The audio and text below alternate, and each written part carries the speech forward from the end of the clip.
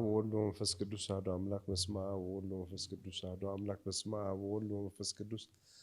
አሐዱ አምላክ በክርስቶስ ክርስቲያን ተባልኩም ደቂ እግዚአብሔር ናማ አምላክ ወላዲተ አምላክና ቃል ኪዳን ውሉዳት ከመይ ጸኒሕካቱም አሚን ልዑለ ባህሪ እግዚአብሔር አምላክና ስሙ ተመስገነ ይኹን። ልማዓንቲ ኣብ ገዛ አብርሃም ቁፅሪ ሓደ ንነጋገረሉ ናይ ሓዳር ጉዳይ ብዙሓት ሰባት ፍቅሪ ሓዳሪ ልጥቅሞም ክትቀምሉ ኣብ ምግባር ወይም ደግሞ ጥቅምካ መሰረት ዝገበረ ፍቅሪ ተምስል ሓዳር ተምስል ግን ደግሞ ናማን ሓዳር ፍቅሪ መሰረት ዝገበረ ሓዳር ለይኮነስ ጥቅሚ መሰረት ዝገበረ ምንቅስቃስ ዘለዎም ሰባት ባህሪ ኢና ክንርኢ ታይታይ ባህሪያት እዮም መምርሰል ኣዝዮም ጥቅመኛታት ብዝብል እዮም ለብሉ ጥቅመኛታት ንገዛ ንጥቅሞም ሓዝታ እዮም ቶም ጥቅመኛ ሰብ ሓዳራት ለለው ባህሪኦም ተጠቂሱ ዘሎ ብሱር መፈለዮም ብመጠቀላይ ምቕባል እምበይ መሃብ ኣይብሎም በቃ ፕሪንሲፕሎምስ ኣብ ፍቅሪ ሕዚ መሃብ ኣሎ ምቕባል ኣሎ ሞር ፍቅሪ ተኮይንካ ስኻ መሃብ ይልርኤካ ሓደ እውን ክበካ ክልቲኦም ዝሓዝ ፍቅሪ ተኮይኖም ኣነ ክህብ እዮም ልሉ ኣብቲ ፕሮሰስ ከዓ ኣነ ክበክ ክልተለ ሓንቲ እውን ኣነ ክበካ ስለትብል ኣብ ምዋሃብ ዘሎ እዩ ሓቀኛ ፍቅሪ ጥቅመኛታት ዝኾኑ ኣፍቀርቲ መሰልቲ ግን ፍቃራን ዝኾኑ ግን ይቕበሉ በኣይሁይ ብጠቕላላ መርሆም ክውጡ ኮይኖም ክቕበሉ ስለዝኾኑ እዮም ሕዚ ኮምፕሊትሊ ሕዚ እዞም ጥቅመኛታት ሓዳር ኮነ ፍቅሪ ከመይ ብመንፀር ቃል ኪዳን ክብረት ብመንፀር እምነት ና ዘለዓለም ህይወት ፕሮግራም ለይኮኑ ንሪእዎስ ብመንፀር ምሻጥን ምግዛእን እዮም ርእይዎ ዝኾነ ይኹን ሓዳር ፍቅሪ ህይወት ኣብ ዝኾነ ይኹን ንኦም ሓዳር ማለት ወይ ፍቅሪ ማለት በተለይ ሕዚ ንነጋገር ብዛዕባ ፍቅሪ ኣለዎ ኢና ኦልሞስት ኣብ ሓዳር ለኣተው ሰባት ከምኡ ዓይነት ባህሪ ተሃልዮም የስተኻኽልዎ ንስኣት እዮም ኣብ ፍቅራዊ ህይወት ዘሎ ግን ባህሪኦም ከፅንዖም እንድሕር ጥቅመኛታት ኮይኖም ማእኸል ስለ ዝገድፍወን ኣፅርዮም ከኣትው ኢናን ንብል ዝጥቅመኝነት ባህሪ እዚ ኣብ ጓላት ለወዳት እኒኦ እዩ ደቂ ተባዕትዮ ተሪእኻዮም ብምንታይ ይጥቀሙ መብዛሕትኡ ግዜ ዕድመአን ንፅህንአን ድንግልነን ኣብ ምውሳድ ጥቅመኛታት ይኾኑ ደቂ ኣንስትዮ ከዓ ገንዘቦም ተፈላጥነቶም ኣብ ምውሳድ ባህር ኣለዎን ክልቲኦም ጥቅመኝነት ይሰማረ እዮም ጓልን ወድን ፍቅራዊ ህይወት ጥዑያት ወዳት ኮይኖም ንጥቀማሎም ቆልዑ ኣለዋ ንገንዘቦም ኢለን ፍቅሪ ለይብለን ከምኡ ኢሎም ከዓ ፅቡቃት ጓላት ንድንግልነን ኢሎም ከዓ ለብሉ ኣብ ኩሎም ግን ይፈላለዩ እቲ ዝጥቀሙ ዓይነት ኣትኩሮት ገይሮም ሕዚ ግን እንታይ ኢና ንለና ባህሪ ኣለዎም እዩ ጥቅመኛታት ሰባት ምቕባል እዩ ዝኾነ ነገር ተሪእኻ መጠቃላይ ክቕበሉካ ኢኻ ትሪኦ ክውካ ዝኾነ ዋጋ ከፍልካ ይትሪእን ስለዚ እዚ ነታ ኢለርኢ ኣሎ ናይ ጥቅመኝነቶም ብሄቨር ኣብ ዝኾነ ሰዓት ሓሲዮም እኩል ንሳት ገብረለይ ኣይብልን ካልኣይ ቃል ኪዳን ኮነ ፍቅራዊ ህይወት እሶም ብመንፀር ረብሓን ምሻጥን ምዕዳግን ከም ዘቕሓ መጠን ምግዛእን ምሻጥን እዮም ዝርእይዎ እምበር ቃል ኪዳን ኮ እዩ ዝኣተየ ኣለኹ ፍቅራዊ ህይወት እዩ ክቡር እዩ ገለ ልብል ኣብኦም የለን ብመሰረቱ ግን ክልተ ዓይነት ጥቅመኛታት ሰባት ኣለዉ ናብ ጥቕሚ ኣብ ፍቅራዊ ህይወት ፍቅሪ ዘለዎም ናማን ዝመስሉ ግን ዘይብሎም ብክልተ ምክንያት ገሊኦም ካብ መጀመርያ ጀሚሮም ንጥቅሚ እዮም ዝኣትዉ ካብ መጀመርያ ጀሚሮም ምንም ዓይነት ፍቅሪ የብሎምን ኮምፕሊትሊ ዝገብርዎ ነገር ብምሉእ ኣክት እዩ ካብኡ ምንም ዓይነት ፍቅሪስ የብሎምን እዩ ካብቲ ወታዊ ጓል ወይ ትወዲ ሰውታ እዮም እዚኦም ተተባሂልና እቲ ናይ ፍቅራዊ ህይወቶም ኮምፕሊትሊ ካብ መጀመርያ ጀሚሮም ፕሮግራምስ ምስቲ ሰብስ ኣይኮነን ርክቦም ካባኻ ዝረኽብዎ ነገር ተሃልይዎም እዮም እንደ ሓንቲ ተኣናልራስ ሰላም ኢሎም ከይፈልጡን ኣዛሪቦም ከይፈልጡን ወይ ዝኾነ ነገር ኣየብሉኸን ክደልዩኻ ዘለዉ መዓልቲ ጥራይ ፅቡቅ የዛረብኻ ብድሕሪኡ ምስ ረኸቡ ሰላም የብሉኸን ከምኡ ዓይነት ኣሎ ካልኦት ግን መብዛሕትኡ ዘጋጠመ ፍቅራዊ ህይወት መጀመርያ ሰው ኢሎም ኮነ ኢሎም ለኣቱ ሰባት መብዛሕትኡ ባህሪኦም ይፍለጥ እዩ በዓልካ ተጎቲትካ ኢኻ ዝጫወትልካ ኣነ ፎቴየኒ ይኹስ እውን ፎቴየኒ ይመስለኒ ኢልካ ተደኺምካሉ ሓዚ ግን መብዛሕትኡ ደቂ ኣንስትዮ ዝጉዳእታ እዩ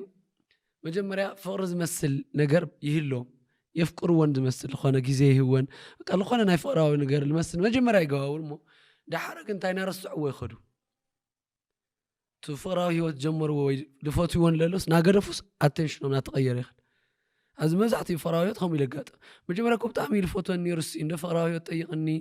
ብዙሕ ይገብረለይ ነይሩ ዳሓረ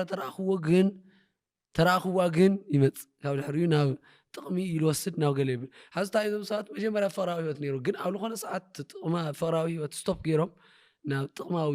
ፕሮግራም ይቕየሩ ኣብዚ መብዛሕትኦም ከምኡ እዮም ዝሽውድኻ ተን ካልኦት ኣብቲ እሱ ኢሎም ንጥቅሚ ኢሎም ዝቐረቡ ሰባት እምሮ ተሃልይዋ እታ ጓል ወይ ትወዲ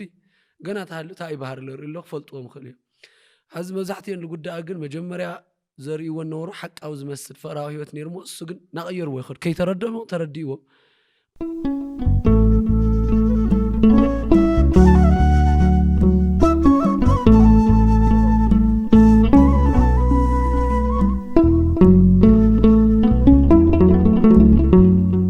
ቤተሰብ ገዛ አብርሃም በሚዲያ ገዛ አብርሃም ናይ ምኽራ አገልግሎት ጀሚርና ምህላይና ትፈልጡ ይኹም አብዙ ምኽራ አገልግሎትና ኣብ ቅድመ ሓዳር ኣብ ሓዳር ኣብ ወልፍ ለለው ኮታስ መንፈሳዊ ህይወቶም ከዓብዩ ልደልዩ ሰባት አገልግሎት ምኽሪ ለሃብና እስከ ሕዚ ፀኒሕና ኢና ኣብዚ እውን ብዙሓት ሰብ ሓዳር ተዓሪቕና ኢና ሓዳር ንሓዳር ክወቅዑ ዝደልዩ እንደገና ስልጠና ሂብና ኢና ኮታስ ብልተፈላለየ መልክዑ ስልጠና ለሃብና መፂና ኢና ብልተፈለየ እንደገና أول في للو من إسهات بسايكاتريست لتحجزه أو حدارون بسنة البنا مهارات بالتحجزه سلطناتات بالتفل عليه ملكه لها من عيننا أو مخرج أجرجلوت مسيحهم مخرج أجرجلوت كترخو أو عثنا نقرينا.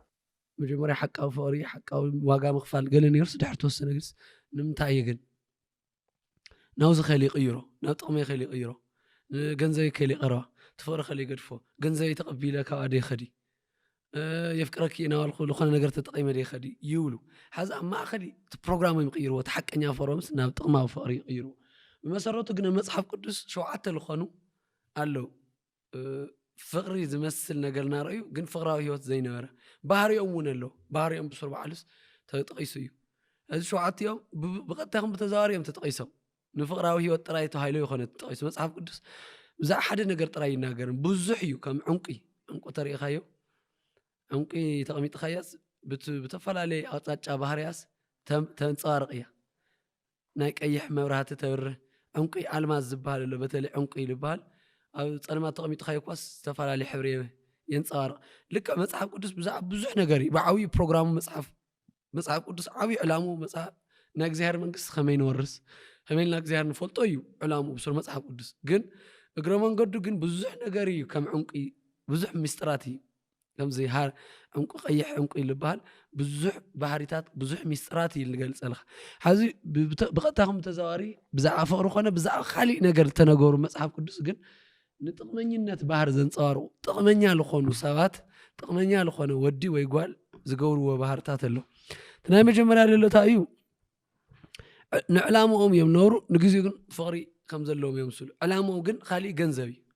نزخنا جنزوي نزخنا تقمي يوم ناخله بلو قل بقى فقري خمس اللوم إيفن شنكان سخاصاتهم ونيهم هم ولا بلو حازت عايزي نا دليل معرف مسافة معرف 10 شهور ربعته قال له بزع دليل بعتك علي يسأل دليل الناقر دليل تعيلات إلى نسامسون تعمل قرم كوي توم صوتي عمل ما تعديل نفس الشيء تحضر قلت هاي لما ندحر جنزة نوكينا قبل حريو نسامسون سي حيلو يكمل لنا قرنا إلى ما بدحريو يبل السايبل تفكني را حيل خان قرني لاس حدث بتعمل زفكرو سبب زخف له واقعي مالت ملمان مكاي قال حزسا أجني أتنوسو يلقط قستلوس بك نوسو نزنزتو توهايل تتقيسو ألاما قرش خنوكينا سلول وايم بدحريت لنا قروا سات له قرش نوكينا حيلو ينقر نعم لما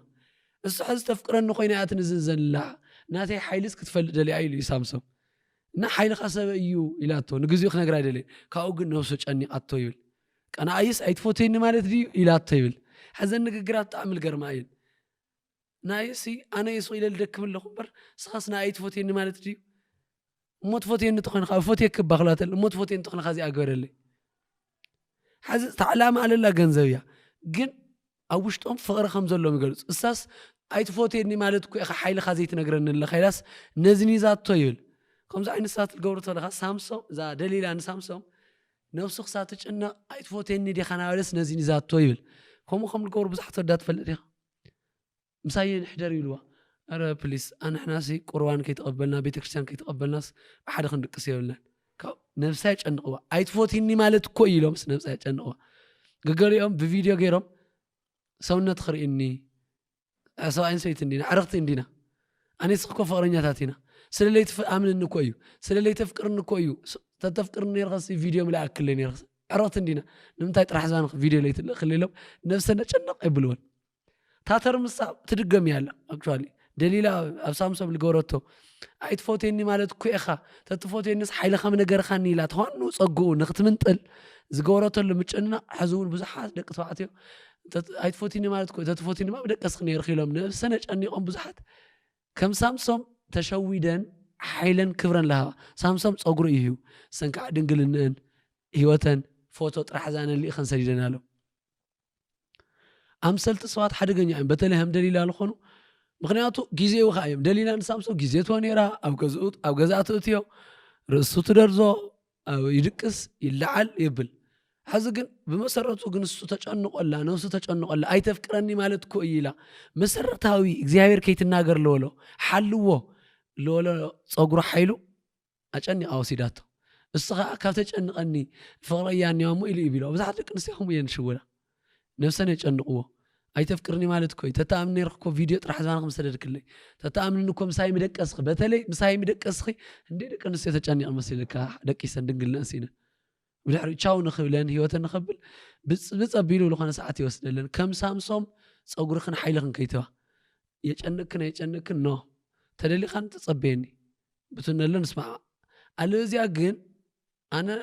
አይታምንኒ ተፍቅርኒ ማለት ግን የፍቅረካ እየ ከፍቅረካ ምዃኔ ግን ግዴታ ምሳኻ በምድቃስ ይኹን ክገልጸለለኒ የፍቅረካ እየ ካሊ ነገር ከይጥይቐኒ ኢላ ተዓጽያ ሓቀኛ ትኾይኑ ጸንሐላ እዩ ኣምሳሊ ትኾይኑ ኸታይኒዮ ንቕርሽያ መጽዩ ንድንግልና እዩ መጽዩ ንእንትን ይመጽዩ ኸድ እዩ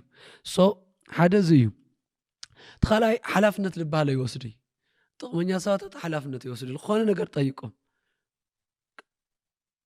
ምስጓል ሓደ ወዲ ምስጓል ደቂ ዝተተረኾ ነራ ምክንያተኛታት ለኾን ሰዓት በኣኸ ምክንያት ኮይ ስኽ ፍቅሪ ስለይተርእኒ ኮይ ምስጓል ደቂ ሰመጽ ክብላ ኽእል እዩ ከፍተኛ ለኾን ምክንያት ባዕሎም ሓላፍነት ልባሃለ ይወስድ